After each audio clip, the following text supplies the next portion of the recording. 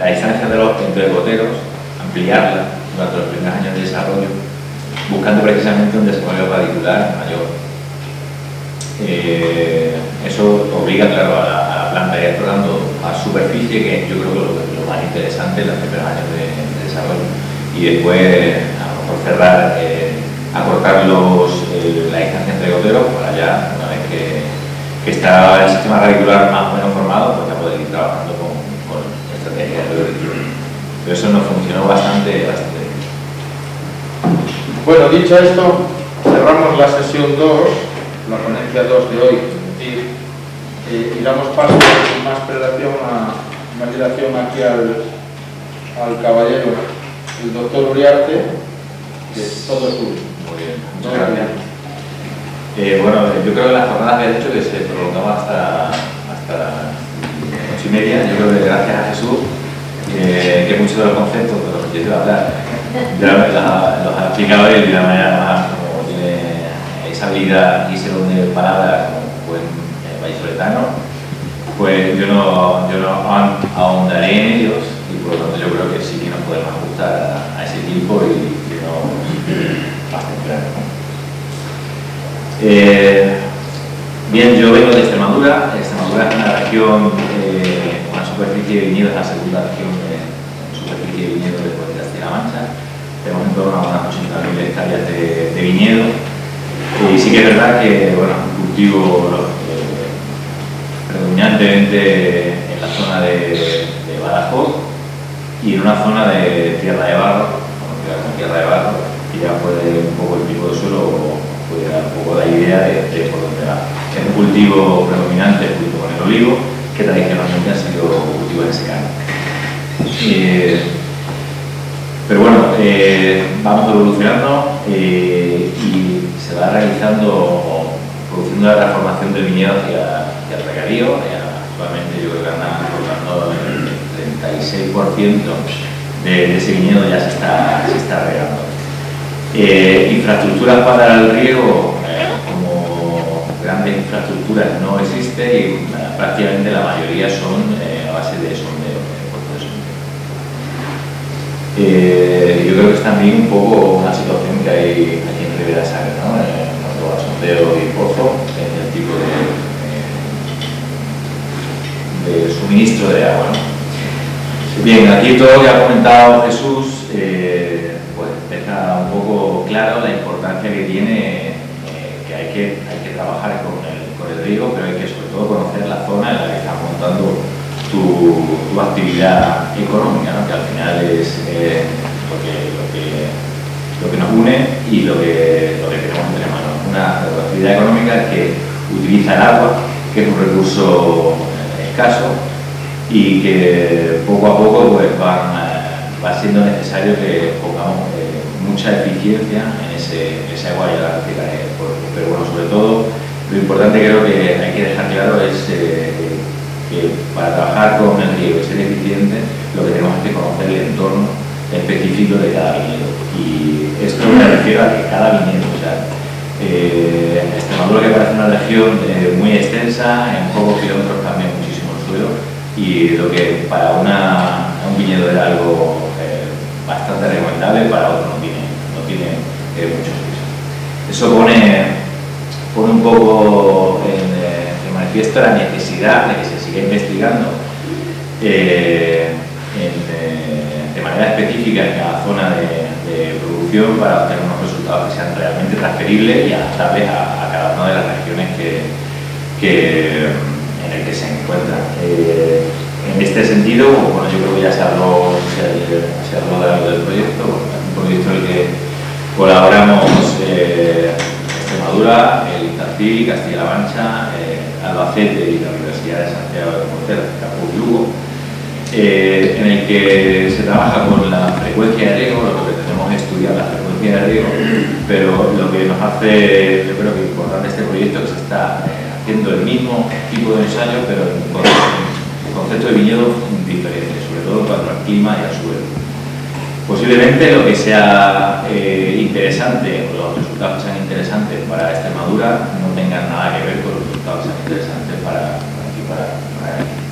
Pero creo que es importante porque cuando uno empieza a investigar, empieza a leer sobre estos temas, hay una cantidad de información que muchas veces se contradice una con otra, y es precisamente porque son estudios muy localizados que son válidos o tienen conceptos válidos prácticamente para un determinado tipo muy específico de gasto. Bueno, yo quería dejar después de esta charla la necesidad de que por lo menos nos llevemos que tenemos que trabajar en la eficiencia del uso del agua. Como decía antes, es un recurso natural que forma parte de nuestro input en nuestra explotación, pero que además a nivel social cada vez más nos están obligando a esa eficiencia, ya no solo medioambiental, que podría ser una opción, es decir, podría ser más eficiente con el uso del agua por cuestiones éticas o morales, sino que ya va a haber una presión social bastante importante, porque ya empieza la sociedad empieza a asumir y empieza a conocer, porque así lo estamos haciendo no solo nosotros, sino todo, yo creo que todo el mundo está poniendo en evidencia que el sector agrícola es el mayor consumidor de agua dulce del mundo. Están metiendo muchísima presión con la falta de agua, no solo a la que podemos empezar a tener, sino a la que tenemos en el futuro, de tal manera que ya el 3 de los objetivos de esta Agenda 2030, que son ya agendas globales, o sea, ya es una política que nos toca a todo el mundo, pues ya 3 de estos objetivos directamente tocan la eficiencia del uso del agua y la agricultura. O sea, ya no empieza a ser una opción, sino ya va a ser una imposición legal, va a ser una obligación que tengamos sistemas eficientes y aplicaciones eficientes en el uso del agua. Eso por un lado. Pero también, bueno, estamos viendo cómo en todos los cultivos, no solo en el viñedo, la transformación hacia los viñedos de regadío está siendo cada vez más grande. Por lo tanto, si antes, si no tengo un incremento de agua dulce, sino todo lo contrario, tengo una disminución de la cantidad de agua dulce que puedo aprovechar, y lo que estoy haciendo es aumentando la superficie de cultivo, el regadío, pues ahí os pongo, como decía Jorge, una competencia por el agua espectacular. ¿Vale? Y eso yo creo que lo tenemos claro, nosotros en Extremadura lo tenemos muy claro, porque como os decía, la mayoría de los viñedos regados se riegan con pozos de sondeo, y allí tú hablas con la gente, están ya profundizando. Hablaba el otro día, creo que era Luis, a 130 metros de profundidad para conseguir agua, y después caudales no tienen para mantener un caudal continuo durante toda la campaña. Por lo tanto, hay problemas de concesión, ya no hay concesiones de pozo normalmente, pero los productores van viendo cómo a medida que avanza la campaña su pozo se va secando, cada vez hay que profundizar mucho más, y esto está comprometiendo pues, plantaciones que habían tenido un aporte de agua normalmente regular y que ahora mismo están viéndose restringidas. Esto se arregla pues con manejos muy eficientes del poco agua que puede aprovechar, y sabiendo por supuesto cuáles son las posibilidades que tienen. Por lo tanto,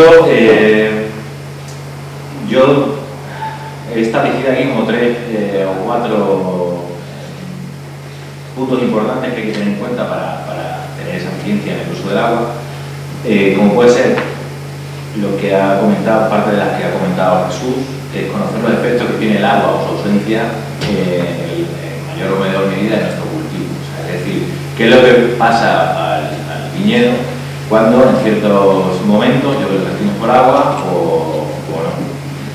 Esto sería formar parte de las estrategias de riego que uno decide dentro de sus objetivos productivos. O sea, se ha hablado aquí antes de objetivos cualitativos, que no le gustaba a Jesús, cualitativos cuantitativos, ¿no? Ir a producir mucho, a producir poco. Pues conocer cuándo un viñedo puede sufrir cierto déficit, que se vea comprometido la producción, o bien qué nivel de déficit sería interesante para producir una mejora de la concentración, por ejemplo, de compuestos fenólicos en el agua, bueno, forman parte de la estrategia. esta estrategia normalmente, porque el comportamiento de la planta ante el estado hídrico, o el efecto que tiene el estado hídrico en la planta, es prácticamente igual en todo el mundo. Sin embargo, la forma en la que nosotros queremos aplicar esa estrategia de riego, que es llevar el agua a nuestro viñedo, forma parte de la programación de riego, y eso sí es una cosa que es exclusiva de nuestro viñedo. ¿Vale? Cómo le llevamos el agua a nuestras raíces es una cosa que tenemos que aprender estudiando el comportamiento y las características de nuestro viñedo. Por lo tanto, otra cosa importante es conocer en nuestras condiciones de cultivo cuáles son las necesidades reales de nuestro viñedo en función del estado de crecimiento y de las condiciones climáticas y del suelo que tenemos. Por supuesto, tenemos que saber qué cantidad de agua real aporta nuestro sistema de riego al entorno de las raíces, donde las va a aprovechar. Eso también se hace estudiando puntualmente, con calidad, por ejemplo, una de las cosas importantes, porque al final la estrategia de riego es decidir qué caudal, qué frecuencia y qué tiempo de riego, ¿no? Y esto, lo que es válido para una misma estrategia de dos viñedos distintos, pues debemos ajustarla a cada uno de nuestros viñedos. Y después lo que sería interesante es monitorizar el efecto que la planta está teniendo lo que estamos haciendo, ¿no? Es lo que se hablaba antes del potencial hídrico de tallo. Es una forma que tenemos de comprobar que realmente lo que nosotros estamos haciendo el viñedo, la planta lo está asumiendo, si nuestra estrategia va bien, si nuestra programación de riego va bien. Ya empieza todo lo que ya ha comentado Jesús en profundidad, por lo tanto yo esto lo voy a pasar rápido. Simplemente decir que esto es, por el momento, son de los tipos de equipamiento que quizá den más información al productor, ¿no? Al viticultor. Existen cámaras muy complicadas, ahí veis, o sea, complicadas me refiero a caras porque son reforzadas y con bonas de nitrógeno, que además no ponen gorro del suministro limpio únicamente, o normalmente lo que se utiliza es para investigación, pero después hay, como veis, esta de aquí de la derecha, son cámaras ya pensadas para su comercialización. No llevan nitrógeno, es simplemente como un bombín que va encerrado en una cámara la presión, y que son bastante versátiles y que pueden dar mucha información. Por precio andarían en torno a los 1.000 y 1.200 euros. ¿Vale? Esto, bueno, ya de la forma en la que el dato, se extrae el dato y se ve la ciencia, ya la he escuchado, la ha comentado Jesús, así que no hablaré más. Aquí sí veré que hay, bueno, esta cámara nos da un valor numérico de ese estrés que tiene la planta, y sí que hay bibliografía bastante tabulado en qué valor tiene que dar ese potencial hídrico en función, y eso se puede reflejar con un estado hídrico, ¿vale? Y sí que hay bibliografía que dice el comportamiento de la planta frente a un determinado estado hídrico. Aquí abajo pongo en la gráfica, esto sería los valores de potencial hídrico de los tratamientos. El tratamiento rojo sería sin un estado hídrico sin ausencia de estrés. Veis que prácticamente plano a lo largo de todo el desarrollo del cultivo, y una estrategia de riego deficitario pre-envero. Veis cómo el déficit va bajando y se recupera porque hemos incrementado el riego cerca del envero, vuelve a subir y a recuperar un estado hídrico similar al de un control que no tenía estado hídrico. Nosotros esto lo podríamos haber hecho programando el riego, pero no estaríamos seguros de si la planta estaría teniendo ese comportamiento, si realmente estamos teniendo ese efecto sobre la planta. Bueno, ¿qué les voy a decir de los cálculos de las necesidades hídricas de la planta? Simplemente hacer hincapié que las necesidades de la planta dependen de nuestro viñedo, ¿no? Ese cociente de aspiración de referencia, esa ETO, que es específica del clima de nuestro viñedo, tiene que ser, pues, bueno, ajustado y calculado para nuestras condiciones. Y el cociente de cultivo, pues de igual manera, esto hace referencia a los factores de cultivo, en que fluye el desarrollo del propio cultivo y las etapas de desarrollo que va variando y que tenemos con posterioridad. Sí que es verdad que no se ha comentado antes, pero que es interesante saber que hay una red completa, la red SIA, de redes de estaciones climáticas repartidas por toda la geografía nacional, donde tenemos a disposición libre y gratuita, de libre acceso, los datos diarios de esa ecotranspiración de referencia. Sí es verdad que no cubren todo cada rincón del planeta, pero sí tenemos una red relativamente cercana aquí como fuerte, ¿no?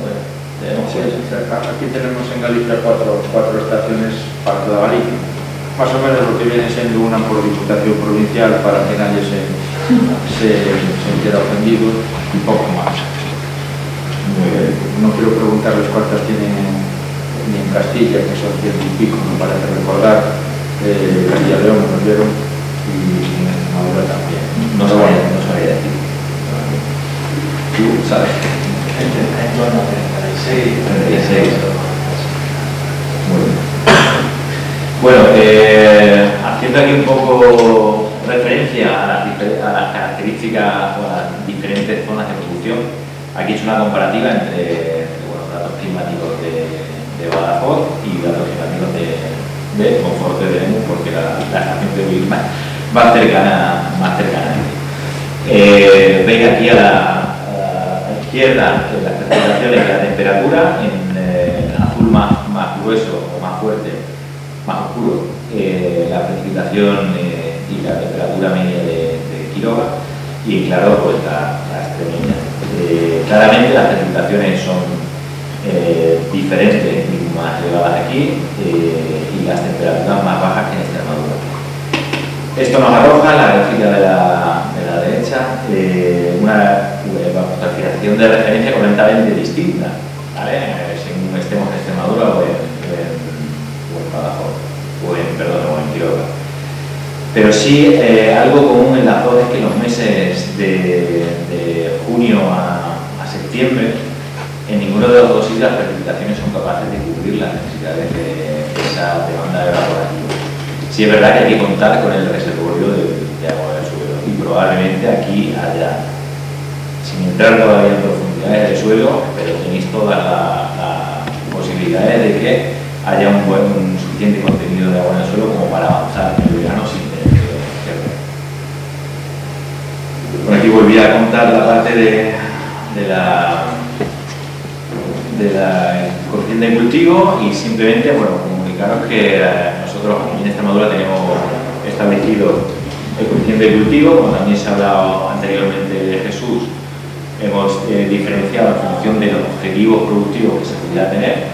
Si son objetivos de producción hacia altas producciones, Extremadura pues tiene un potencial productivo muy elevado. Los coeficientes de cultivo son generosos, relativamente generosos, y si por el contrario vamos hacia una producción más de calidad, pues somos más restrictivos con el agua en función de un poco lo que ha aplicado Jesús de cuándo no esté llegando. Si no lo tenemos localizado no tenemos unos coeficientes de cultivo más estandarizados, FAO sí que tiene, en función del desarrollo del cultivo, pues diferentes coeficientes de cultivo que van variando, como he dicho, a lo largo del ciclo de desarrollo, desde un coeficiente inicial de 0,3, cuando las plantas de floración hasta prácticamente inicio de floración, un coeficiente medio, que es cuando está desarrollándose el cultivo en crecimiento y la maduración, y prácticamente al final de maduración hasta caída de hojas, coeficiente de cultivo más restrictivo. Ahora que hay que tener en cuenta esas necesidades netas que eran la evapotranspiración de cultivo, y retrayendo esas precipitaciones. Y como ejemplo, porque no he calculado las que tenéis por aquí, pero nosotros tenemos unas necesidades de cultivo. Esta sería la media de 10 años. Tenemos necesidades diarias medias, por ejemplo, en agosto, que son las más altas, en torno a 5,5 milímetros diarios, ya de necesidades hídricas de la planta, para cubrir el 100% de sus necesidades. necesidades. Aquí ya después entrarían los tratamientos de las estrategias de riego. Si son deficitarios, pues sería porcentajes inferiores a esas necesidades totales. Por lo tanto, aquí, bueno, también si establezco una estrategia de una cantidad de agua estándar a lo largo de toda la campaña, pues como estas necesidades hídricas son variables, voy a tener estrés hídrico variable en la planta.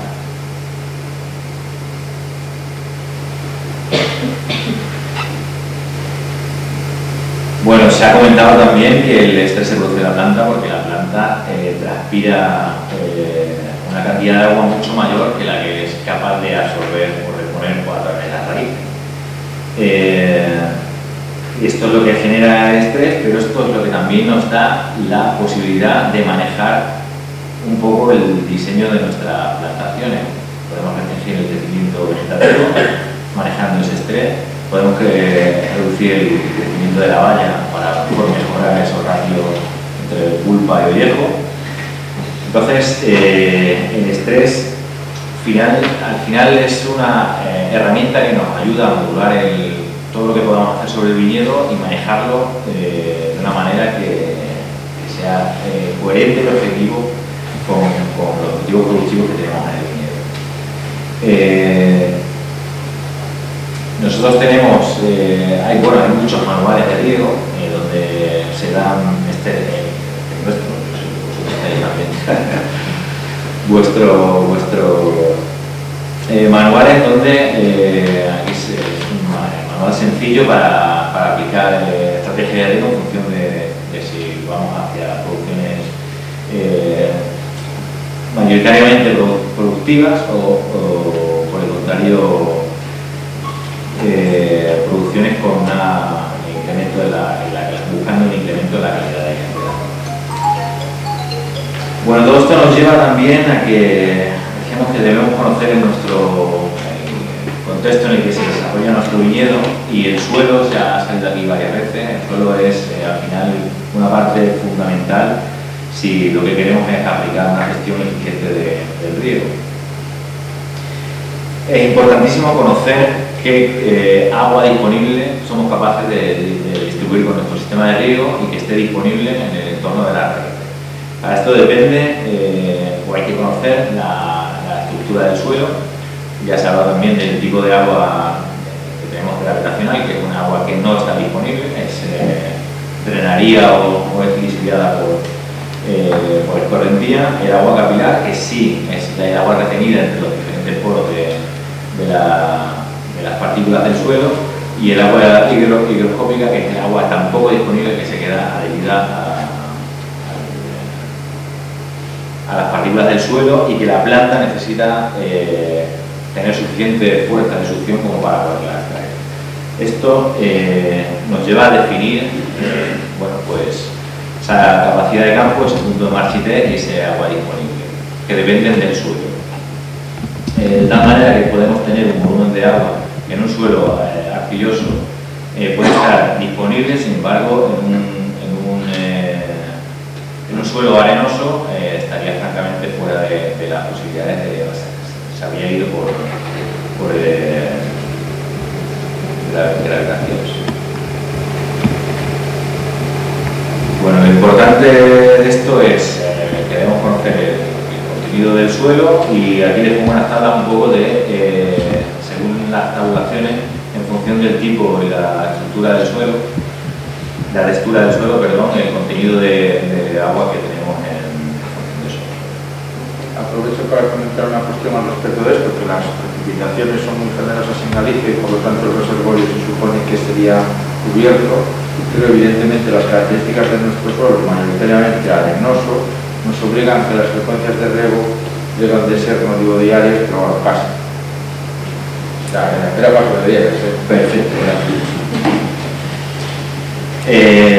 Claro, otra de las cosas importantes de las características de nuestro suelo, que nos dan una estimación de la cantidad de agua que son capaces de almacenar, es esa profundidad de suelo. Evidentemente, si tenemos profundidad de suelo relativamente baja, pues tenemos que adaptar nuestro sistema de riego a esa cantidad de agua que son capaces de acumular.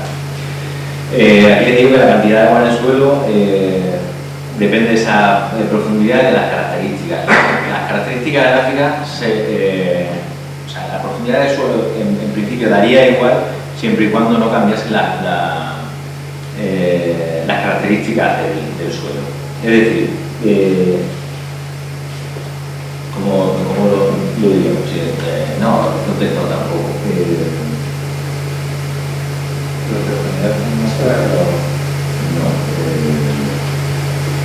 Jesús, despiértame. Bueno, Tampoco sabe.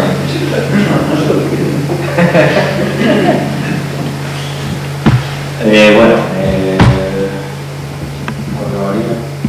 sí, no, pasamos a... No, simplemente que mientras no varíe las características de retención de agua del suelo son las mismas, independientemente de la profundidad, mientras no cambie en profundidad esas características. Es decir, al final serán por metro cuadrado, entonces el metro cuadrado tiene esas características. Sí, a ver, puedes entrar en la complejidad. ¿Cuál es el problema? El problema es la capacidad que tienen después las raíces de explorar en profundidad ese suelo. ¿Vale?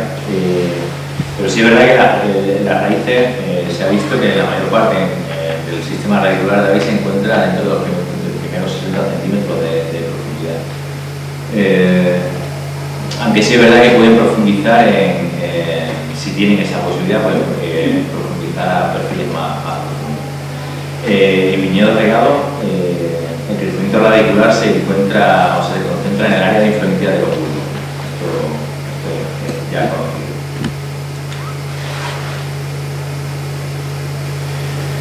Bien, es importante también saber que en regiones semiáridas, como las nuestras, en veranos secos, donde los aportes hídricos dependen exclusivamente de los riegos, los sistemas radiculares serán más compactos y restringidos, mientras que en las regiones lluviosas, los sistemas radiculares compactos en torno a los emisores solo se formarán si los riegos son frecuentes y los nutrientes son aplicados por el riego. Es decir, lo que decía antes, que si hay comida y bebida, hay vida. Nos apuntamos todos.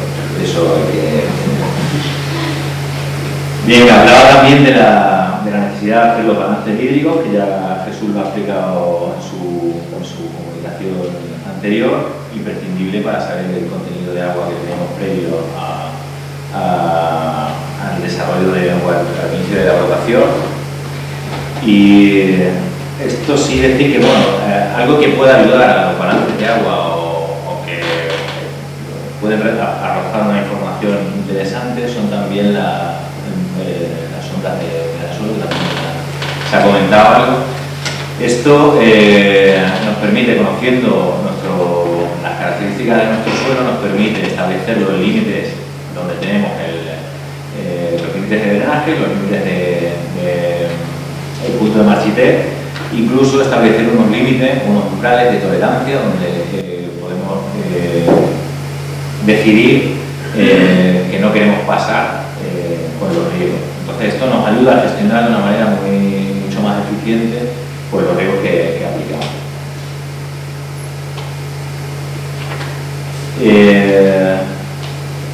Aquí quería comentarles también, bueno, que en función del tipo de suelo que tenemos, porque al final lo que pretendemos es llevar el agua lo mejor posible a las raíces. Dependiendo del tipo de suelo que tenemos, el bulbo húmedo que vamos a producir es completamente distinto. Ahí en suelos arenosos el bulbo tiene una velocidad el agua tiene una velocidad de infiltración mucho mayor y serían bulbos estrechos y profundos. Por el contrario, en suelos arcillosos tendríamos bulbos mucho más anchos y con una velocidad de infiltración mucho más restringida. El agua iría bajando más lentamente. Si conocemos la profundidad que tenemos de los suelos y conocemos las características de esa textura del suelo, pues sabemos cómo se distribuye nuestro bulbo. Estamos mojando una superficie mucho más estrecha en un suelo arenoso que en un suelo arcilloso. Y esto lo tenemos que tener en cuenta a la hora de diseñar el sistema de riego con sus frecuencias y sus caudales de goteo. Ahí les pongo como ejemplo en suelos arenosos, es recomendable disminuir la distancia entre los goteos. Bueno, esto es necesario que un información que hemos recopilado nosotros entre 0,5 y 0,7, caudales bajos, de 2 litros hora, son recomendables frecuencias altas de riego y caudales bajos de goteo. Y la velocidad de infiltración es rápida, por lo tanto, el problema que podemos tener son las perforaciones. Por el contrario, en suelos arcillosos es recomendable aumentar la distancia entre estos goteos en torno a 1,2-1,5 y aumentar también los caudales de goteo. Se recomiendan frecuencias de riego más bajas y caudales de goteo más altos. Y la velocidad de infiltración es más lenta, por lo tanto podemos tener problemas de evaporación. Centrándonos un poco en los estudios de frecuencias de riego, porque podemos utilizar frecuencias de riego distintas en un mismo contexto, en un mismo viñedo. Por lo tanto, estaríamos viendo el efecto que tiene esa diferente distribución del agua en nuestro viñedo y esos efectos que puede generar una diferencia de varios días entre unos ríos y otros. Vemos como si buscamos un poco de información en cultivos, en ensayos realizados en Albacete, sería como con frecuencia de riego entre 2 y 4 días. La frecuencia, yo creo que todos tenemos claro un poco lo que es, ¿no? Si tenemos unas necesidades hídricas diarias, por ejemplo, un litro diario y yo riego cada dos días, debo aportar 2 litros en cada riego. Si tengo una diferencia, una frecuencia de riego de 4 días, tengo que suministrarle cada vez que riego 4 litros. Entonces, es frecuencia y cantidad de agua lo que se está aportando. Bien, en Albacete, en este estudio, que se utilizaban riegos entre 2 y 4 días, trabajando en lisímetros de pesada que podían dar estimaciones sobre la evaporación del cultivo, pues se constató y se cuantificó que los riegos de frecuencias más bajas eran capaces de, a pesar de que se echaba más cantidad de agua, eran capaces de ahorrar o de tener un 7% menos de evaporación. En otros trabajos de Israel, que hablamos de frecuencias bajas con 30 días y frecuencias altas con 7 días. O sea, esto es un poco el problema que nos encontramos al buscar información en diferentes estudios. ¿Qué es una frecuencia alta? ¿Qué es una frecuencia baja? Pues bueno, yo quiero como en esta frecuencia de 7,5 días, de 15 días, de 30 días, la mejor eficiencia en el uso del agua se obtenía en el riego por cada 7 días, con un mayor rendimiento de cosecha y con un mayor peso de polvo. Otros estudios realizados también aquí en España con frecuencias similares a los anteriores, de 2 y 4 días, en suelos arcillosos en el centro de España, pues dijeron o reportaron que los efectos más acusados fueron el menor tamaño de la valla con frecuencias de riego de 4 días.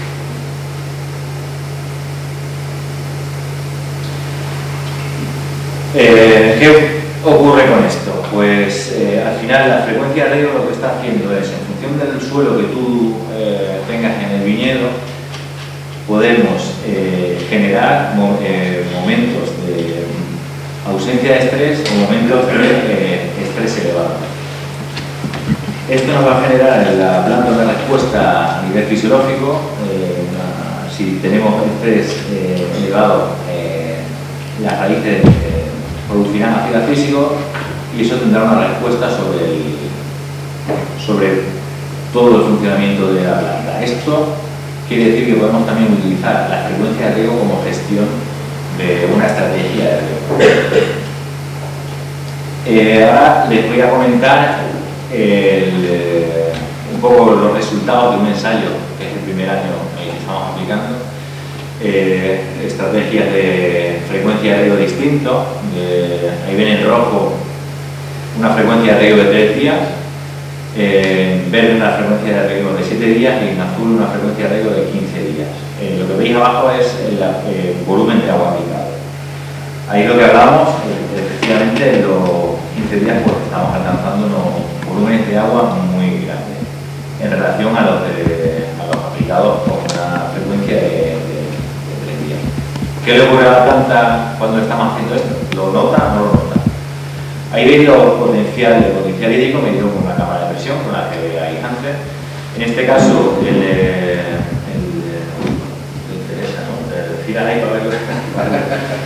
el tratamiento azul es el de riego de 3 días. Veis cómo bien, la estrategia de riego es aplicar una casuística de 0,3, por lo tanto un riego deficitario.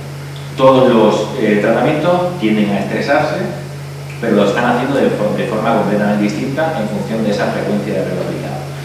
Bueno, bien, como les decía, el tratamiento, la línea azul, es un tratamiento de 3 días que recibe volúmenes de agua cortos, o sea, volúmenes de agua pequeños en periodos de tiempo corto. Vemos cómo va estresándose, pero va estresándose de una manera progresiva. A medida que va aumentando esa frecuencia de riego, el tratamiento de 7 días, vamos viendo cómo, en función de cuando aplico el riego, las cepas van registrando niveles de estrés relativamente grandes y recuperaciones del estrés relativamente grandes también. Y esto ya se hace mucho más evidente con las aportaciones hídricas cada 15 días. Veis cómo se consiguen niveles de estrés en el tratamiento gris mucho más severos que con el resto de los tratamientos, pero a su vez tenemos momentos en los que ese estado hídrico es mucho menos restrictivo. Por lo tanto, a mayor frecuencia de riego, mayor diferencia entre el estado hídrico, y a menor diferencia de riego, mayor diferencia. Sí, pues bien, a mayor diferencia, a mayor frecuencia de riego, lo que tenemos es menor diferencia entre estados hídricos, y a menor frecuencia de riego tenemos mayor diferencia de estado hídrico. Eso es lo que queremos. Bien, esto es el reflejo de potencial hídrico en hoja. Esto tiene su efecto a nivel de sistema fisiológico, es decir, la fotosíntesis, la conductancia astomática se ve afectada también. Y si se ve afectada la conductancia astomática, efectivamente la fotosíntesis se está viendo afectada. Y en el mismo sentido, pues tenemos como en el tratamiento tercero, aquí se ve peor, pero bueno, me fijo en el que más claro, el tratamiento T15 con frecuencia de riego cada 15 días, vemos como la conductancia astomática varía muy mucho, el contenido, o sea, la capacidad de apertura y de intercambio gaseoso varía. ¿Va a tener esto repercusión sobre el resto de los componentes tanto del rendimiento como de la calidad? Bueno, esto es un año de estudio, tenemos que seguir viendo, pero de momento sí que se ha podido apreciar cierto efecto sobre el crecimiento de la planta. Ahí veis la radiación interceptada, es un estimador también del vigor de la planta, y vemos como en gris, que es no tengo la leyenda puesta, de momento aquí el gris seguía siendo tratamiento con frecuencia de 15 días entre riego y riego, ese tratamiento que llegaba a alcanzar unos niveles de potencial hídrico muy elevados, bastante estrés, aunque después se recuperaba, y eso apunta a que esa restricción que ha producido sobre el intercambio estomático y el intercambio gaseoso y la fotosíntesis sí que ha generado ciertas limitaciones del crecimiento. Cuanto al peso de la valla, algo apunta también a que se ha visto un poco afectado. Repito, y como se ha dicho antes, las características del año son fundamentales también para después diseñar unos resultados, obtener unos resultados fiables. Por eso mínimo trabajamos en los proyectos de 3 años. Ayer aquí hablábamos de 10 años. Estamos más serios que en el resto. Mínimo 3 para tener realmente posibilidad de comparar. Bien, en cuanto a componentes de rendimiento, el peso del racimo, tenéis arriba la leyenda, volvemos a ver cómo hay un ligero reducción del peso del racimo que no se ve con las otras frecuencias de riego. En cuanto al peso de la planta, la productividad de la planta, también se ve un ligero descenso que también se ve en la frecuencia alta de riego en esos 3 días. Seguramente estadísticamente no haya una diferencia clara entre los dos, pero sí que parece que va apuntando que esa variabilidad tan alta en el estado hídrico algo de efecto puede tener en la frecuencia de riego más baja. En cuanto al contenido de sólido soluble,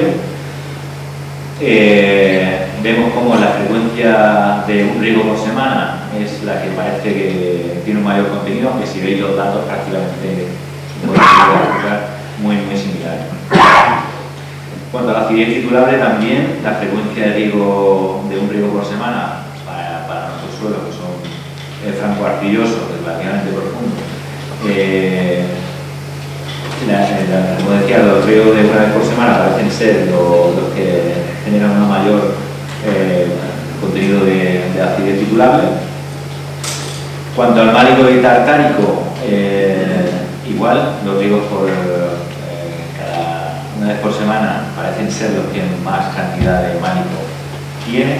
En cuanto al tratamiento de 15, que es el que menos málico tiene, podría tener su relación con esa menor cantidad de radiación interceptada, ese menor desarrollo vegetativo que podría dejar una exposición mayor de los racimos y quizá combustionar ese ácido málico. No se ve así en el ácido tartárico, que mayoritariamente la frecuencia de riego alta de 3 días parecen tener un efecto ligeramente negativo. En cuanto a la concentración de potasio, en la valla parece ser que el someter a la planta a estas variaciones de estrés tiene un ligero efecto sobre la absorción al final y la trasladación del potasio hacia la valla, porque encontramos un ligero incremento en la concentración de potasio. En cuanto a los compuestos que ayudan a la fermentación de la levadura, hay un claro incremento. A ver, sí es cierto que el eje de la gráfica, la escala de la gráfica, enmascara un poco la realidad. Realmente, si veis los valores son relativamente similares. No hay una diferencia tan grande como la propia escala parece que induce, pero sí que se ve un ligero incremento en los riesgos de una vez por semana, con relación sobre todo al riego cada 15 días, igual con el amonio. Y en cuanto al compuesto fenólico, aquí se me ha colado en los extraíbles el secano, ¿vale? El secano ha sido, quizá no procede aquí, pero ya lo comento, es el que mayor contenido de extraíbles afortunadamente. Bien, pero siguiendo, aquí parece algo curioso, teniendo una mayor concentración de polifenoles totales, el tratamiento de 15 con mayor distancia entre riego, después en los extraíbles no ha marcado la misma tendencia. Hemos visto como si tuviese algún tipo de limitación la capacidad de extracción después de esos polifenoles. Y algo similar ha ocurrido con los antocianos, si bien se ha visto en ambos casos la frecuencia de 7 días aparentemente parece ser la que mejor resultado para el ya está. Yo por último quería simplemente hacer un poco de énfasis en la necesidad, ya decía que no va a ser una opción, sino que va a ser una obligación, en que tenemos que tener una eficiencia en nuestras plantaciones. Estas son unas opciones que se han dado hoy para poder tener esa eficiencia en el agua, que es interesante invertir si se puede, en mecanismos para monitorizar que estamos realmente obteniendo en la planta y en el suelo los efectos que queremos, y que después podemos utilizar la propia planta y ese uso de estrés para dirigir un poco a la planta hacia los objetivos productivos que nos hemos diseñado y yo creo que la última y la más importante es que le digan a todo el mundo que hay que beber vino, ¿vale? Eso es, yo creo, el resumen fundamental de todo lo que tenemos aquí. Hay que beber vino, hay que decirlo a la gente que siga bebiendo vino y hay que dar ejemplo.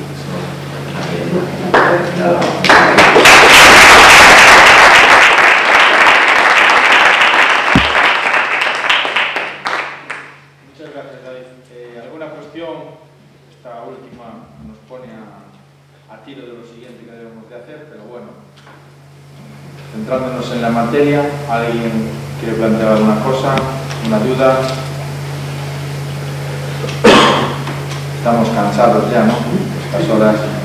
Vale, yo simplemente quiero hacer un comentario general de lo que hemos estado viendo a lo largo de la tarde de hoy, muy breve. Quería comentar una cuestión que probablemente es desconocida para la mayoría de los presentes, que es que nosotros en Galicia tenemos ya esos coeficientes de cultivo que deben de ser adaptados a las condiciones locales, ya los tenemos disponibles tanto para la variedad Godello como para la variedad Mencía, para la variedad Albariño y para la variedad Loureiro. Zonas concretas, en ocasiones en la zona del Condado, en otras ocasiones en la zona de Valdeorras, en la zona de Vigasaca, en la Mencía, y seguimos trabajando en esas calibraciones que sirvan de base para manejar el riego. La última, bueno, con las especificidades particulares nuestras, que tenemos vegetación en la calle, normalmente, que es una demanda transpirativa, que reduce la evaporación, bueno, eso está en marcha y esperemos pues, que esté disponible como esa selección clonal no tarde de 10 años, que sea realidad. Y lo último que quería comentar, que salió en las varias ponencias, es que se ha hablado de la red SIAR. Hay un comentario aquí de que tenemos solo 4 estaciones en Galicia. Bueno, yo creo que eso es algo que debemos entre todos forzar a que las administraciones públicas, al final nosotros como ciudadanos del vínculo que tengamos, pues necesitamos trasladar esa necesidad todos juntos de que es algo vital de cara al futuro de tener un correcto manejo del riego. De poco sirve tener unos conocimientos de base si luego no somos capaces de tener una información asequible y no tenemos forzarnos a la necesidad, que es lo que ocurre hoy en día, de tener una estación meteorológica cada parcela para tener sus datos y luego procesarlos, es un poco un sinsentido, ¿no? Cuando existen medios en otras zonas de España que deberíamos tener también nosotros acceso a la misma, ¿no? Cuando menos a corto plazo, ya no a corto o medio plazo. Nada, con esto agradecerle a los 3 ponentes de hoy las 3